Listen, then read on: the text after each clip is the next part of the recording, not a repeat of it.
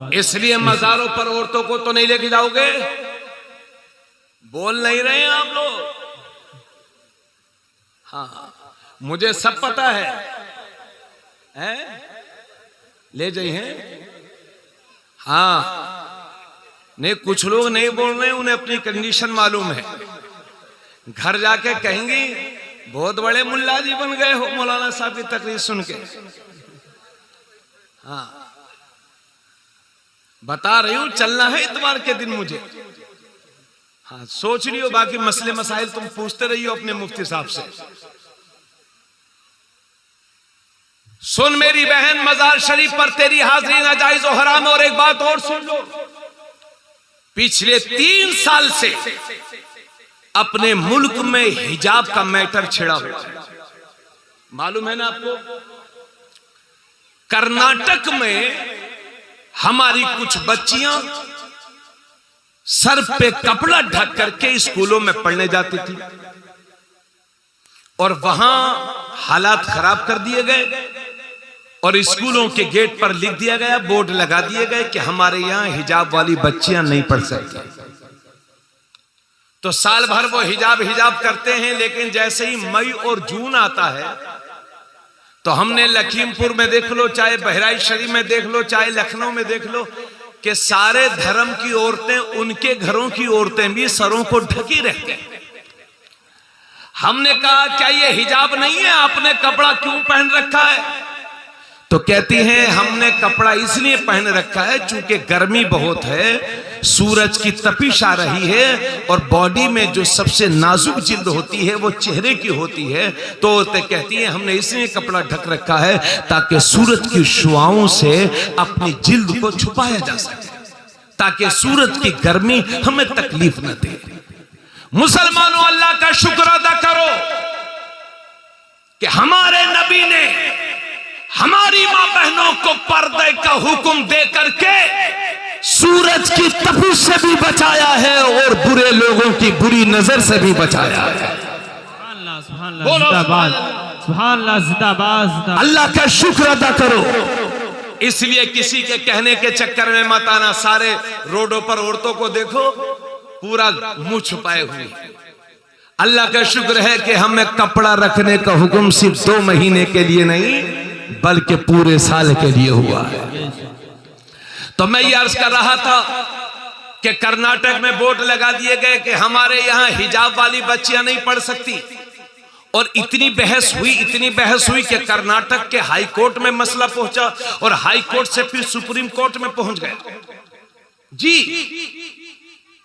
अल्लाह का शुक्र है। इधर देखें, मैं फरवरी सन 2023 में कर्नाटक में गया और हिजाब का मसला, हिजाब का मैटर बिल्कुल उभरा हुआ था। मैंने कुरान और हदीस की रोशनी में तकरीबन 1.5 घंटा हिजाब पर तकरीर की। अल्लाह का शुक्र है कर्नाटक के मुसलमान खुश हो गए, दुआएं मिली, लोगों ने याद रखा, सराहा, हौसला बख्शा। फिर मैंने तकरीर के दरमियान उनसे एक बात कही थी कि लोगों, आप मजबूती के साथ अपनी शरीयत पर कायम रहना। एक दिन वो आएगा कि जीत तुम्हारी होगी, खुदा की रहमत तुम्हारा साथ देगी।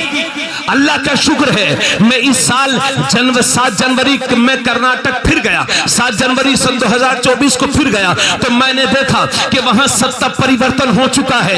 इलेक्शन के जरिए से सत्ता परिवर्तन हो चुका है और जिन स्कूलों के गेट पर लिखा हुआ था कि हमारे यहाँ हिजाब वाली बच्चियां नहीं पढ़ सकती, उन्हीं स्कूलों के गेट पर लिखा हुआ है कि हमारे यहाँ पर्दा करने वाली, हिजाब पहनने वाली लड़कियां पढ़ सकती हैं। और कर्नाटक में जो मंत्री हिजाब के मैटर पर सबसे ज्यादा नाटक कर रहा था, अल्लाह ने इस इलेक्शन में उसे इतना जलील फरमा दिया है कि पूरे कर्नाटक में मुंह दिखाने के काबिल नहीं रह गया। बस यही तो आपसे कह रहा हूं, हिम्मत ना हारो, खुदा की रहमत तुम्हारा साथ देगी। वला तहिरू वला तहज़नु वअंतुमुल आलौना इन कुंतुम मोमिनीन। हिम्मत ना हारो, गम ना करो, तुम ही गालिब रहोगे। अगर सच्चे मोमिन हो, ईमान के सच्चे हो तो गालिब तुम ही रहोगे। ये बादल हैं, छट जाएंगे।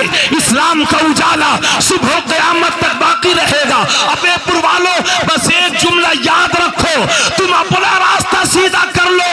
अगर रास्ते में पत्थर भी होंगे तो अल्लाह मोम बना देगा, कांटे भी होंगे तो फूल बना देगा। बेशक सुभान अल्लाह, सुभान अल्लाह, जिंदाबाद जिंदा, बेशक सुभान अल्लाह, सुभान अल्लाह, जिंदाबाद जिंदाबाद, बेशक हक है। बोलिए सुभान अल्लाह, सुभान अल्लाह, सुभान अल्लाह। जब हम खुद ही अरे भाई बात मेरी गलत है कि सही है? सही है, सही, बेशक। इसलिए मैं आपसे गुजारिश करूंगा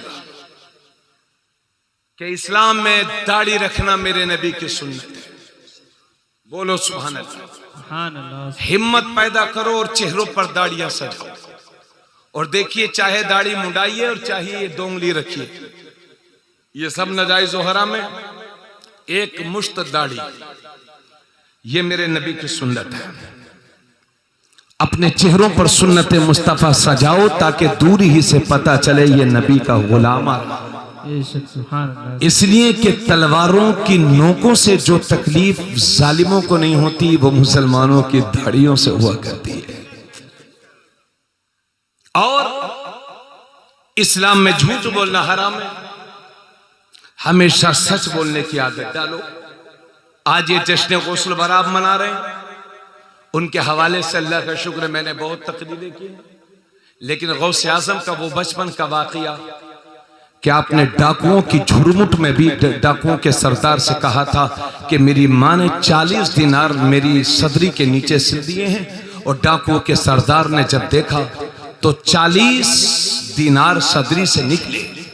डाकुओं के सरदार अहमद बदवी कहने लगे कि बच्चे हम चोर हैं, लोग तो हमसे अपना माल छुपाते हैं, तुम्हें चोरों के दरमियान सच बोलने की हिम्मत किसने दी? तो आप फरमाते हैं, जब मैं घर से चला था तो अपनी माँ से वादा करके चला था। मेरी माँ ने मुझसे कहा था कि बेटा, जिंदगी में कितना भी मुश्किल मरहला आ जाए, कभी झूठ ना बोलना।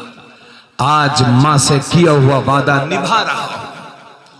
इसलिए लोगों, अपने बच्चों को नसीहत किया करो कि बेटे झूठ ना बोलो। और नौजवानों, ये बार बार बात बात में कहते हैं कि हम सब कुछ बर्दाश्त कर लेते हैं, लेकिन गलत बात हमसे बर्दाश्त नहीं होती। अम्मा गलत बात ये तो बर्दाश्त करने वाली होती है, वरना सच बात तो सभी बर्दाश्त करते हैं। हुजूर सल्लल्लाहु अलैहि वसल्लम फरमाते हैं, पहलवान और बहादुर वो नहीं है जो मैदान में दूसरे पहलवान को शिकस्त दे दे, बल्कि पहलवान और बहादुर वो है जो गुस्से के वक्त में अपने आप को कंट्रोल रखे। समझ गए जी? तो नेकियों की तरफ बढ़ो। अभी हमारे यहां उलमाए किराम मस्जिदों के आइमा कुछ स्कीम चला रहे हैं कि जिसके यहां शादी में बैंड बाजा बजेगा उसका निकाह नहीं पढ़ाएंगे। तो इमाम साहब कोशिश करते हैं ताकि समाज में सुधार पैदा हो, और कौम के अमीर लोग, बिगड़े हुए लोग, करोड़पति, अरबपति, लखपति, पैसे वाले बिगड़े हुए, सूद का माल कमा कमा के करोड़पति होने वाले, वो कहते हैं ये 5000 मौलवी हमें सिखाएगा। ऐसे मौलवी तो हमारी जेब में रखे रहते हैं। अमा सेठ जी, मौलवी कुर्ते पजामे का नाम नहीं है, तुम दो चार कुर्ता जेब खरीद के जेब में रख सकते हो, लेकिन एक आलिम रब्बानी की जबान तुम्हारी नस्लें मिलकर के भी नहीं खरीद सकती। इसलिए अगर आपके इमाम आपको कोई बात कह रहे हैं तो उसकी कदर कीजिए, है ना? इमाम साहब ने कोशिश की कि यहां से बुराइयां खत्म हो। आपने इधर नियत कर ली कि इस इमाम को चर्बी बहुत चढ़ गई है, इसका बोरिया बिस्तर बांध दो। यानी सारी दुनिया तुम पर जुल्म कर रही है और आप मिलकर अपने इमाम पर जुल्म कर रहे हैं। जिसकी घर में नहीं चलती वो मस्जिद में प्रेसिडेंट बने हुए हैं, और उनकी नहीं चली तो मार वही लड़ाई तैयार है। इन हालात से बाहर निकलो और मस्जिदों में खामोशी के साथ बैठे रहा करो, अदब सीखो, अपने गुस्से पर कंट्रोल करो, और अपने मजहबी रहनुमा की इमाम हजरात 5-5 हजार, 7-7 हजार, 8-8 हजार में दीन को जिंदा किए हुए हैं। वरना मैं आपसे कहूं कि 5000 लेकर आप इमामत कर लीजिए तो आप कहेंगे अरे मौलाना साहब रहने दो, हमारा तो घर का खर्च नहीं चलेगा। जी 5-5 हजार, 7-7 हजार तनख्वाह मिलती है, उसके बाद आप लोग कहते हैं इमाम साहब लालची बहुत है। क्या आप और हम कम लालची हैं? बोलो, हमें भी तो 1 लाख है तो 2 चाहिए, 2 है तो 4 चाहिए। इसलिए मैंने हाफिज आरिफ साहब को या इन हजरात को देख करके कोई बात नहीं की है। जो मजहबी रहनुमा आपका इमाम अगर आपसे सही बात कह रहा तो उसको कबूल करिए। और मेरी माँ बहन, एक गांव में एक कायदा कानून और बना दीजिए कि गांव में कोई भी बारात बैंड बाजे के साथ ना जाए। अगर कोई जाता है तो आप खुद शिरकत न कीजिए। अक्सर लोग नहीं जाएंगे, खुद दिमाग ठिकाने लग जाएगा। और आपके गांव में कोई बारात आती है और उसमें नाचने वाले आते हैं, लुच्चे लफंगे, 5-5, 10-10 लड़के मिलके नाचते हैं, अपने कलमा पढ़ने वाले। और ये हमारी बहनें छतों से देखती हैं और हमारी बहन बेटियों को वो लफंगे चिढ़ाने और गंदी किस्म के, फहश किस्म के इशारे करते हैं। क्या ये पूरी कौम के लिए शर्म की बात नहीं है? इमाम साहब आप हैं यहाँ, इमाम साहब से गुजारिश करूंगा, ऐसे आदमी का निकाह आप नहीं पढ़ाइए। आप बता दीजिए गांव में कोई भी बारात आएगी, नाचेंगे लोग, बैंड बाजा बसे आएंगे, हम उसका निकाह नहीं पढ़ाएंगे। और कमेटी वालों से कहूंगा, गांव वालों से कहूंगा, इस मिशन में इनका साथ दें अगर आप सच्चाइयों के रास्ते पर चलना चाहते हैं, वरना तो ये ऐसे ही चलता रहेगा जैसे चलता है।